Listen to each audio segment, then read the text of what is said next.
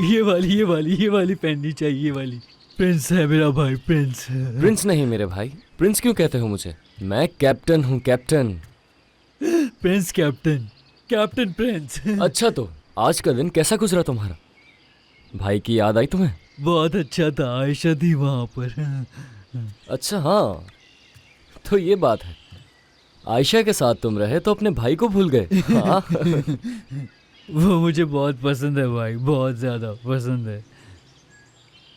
उज़ैर, आयशा का एक दोस्त है और तुम जानते हो ना इसका मतलब क्या होता है। हाँ मुझे पता है क्या मतलब है इस बात का। हाँ। चलो अच्छा है। क्या इस बात से उदास हो? मैं क्यों उदास होऊंगा, क्या उदास होना चाहिए मुझे? नहीं मालूम।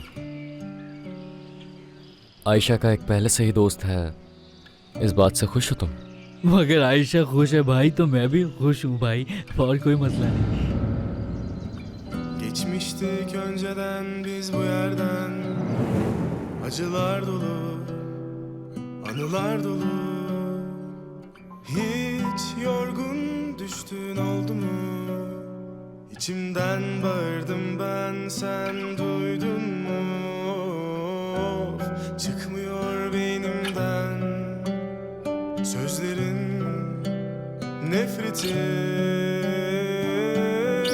gitmiyor gözümden, o çocuk halin.